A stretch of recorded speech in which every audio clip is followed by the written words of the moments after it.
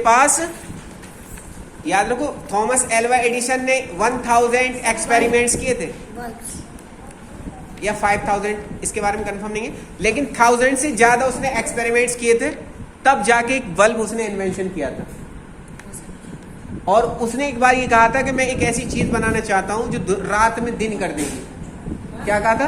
रात में दिन कर देगी। सबसे पहले ट्रेन की पटरी पे चलाया था।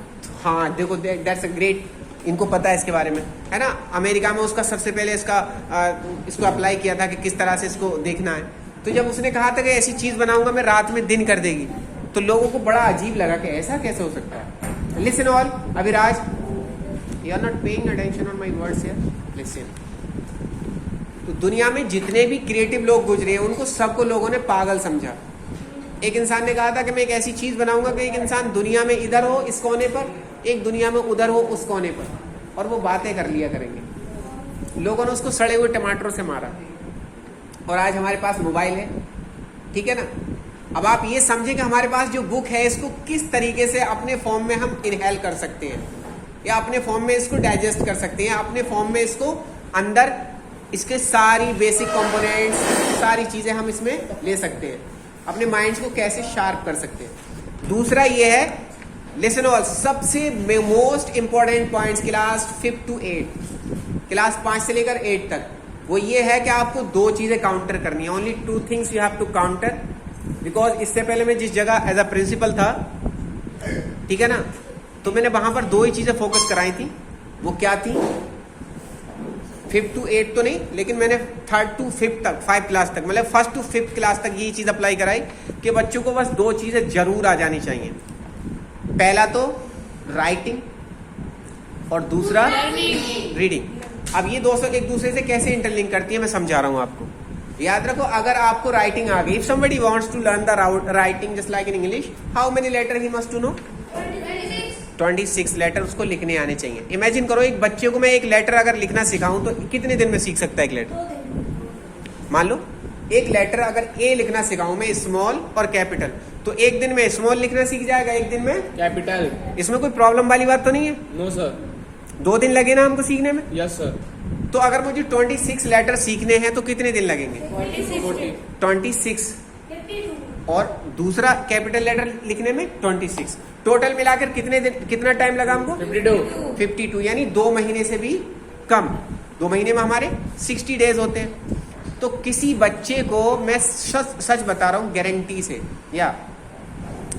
गारंटी से 2 महीने के अंदर उसका हैंड राइटिंग, अगर if he know how to hold a pen और पेंसिल, अगर उस बच्चे को पेन और पेंसिल होल्ड करना आता है तो विद इन 2 months उस बच्चे का राइटिंग पीक पोजीशंस पे होगा। अब मैं इतना स्पेशली क्यों बता रहा हूं? याद रखो, हमारी मम्मी ने हमको एक भाषा सिखाने में ना 2 साल का टाइम लिया था, और बच्चे स्कूल में 10-10 साल, they spend 10 years but they don't know how to deliver their views and idea, they can't speak even a word, they can't form a sentence. वजह क्या है? वजह ये है, एक्चुअल रीजन बिहाइंड इट, कि टीचर जो है ना वो मम्मा की तरह ट्रीट नहीं करता, या आपको अब तक जहां तक आपने पढ़ा होगा वो मम्मी की तरह टीचर्स ने नहीं पढ़ाया।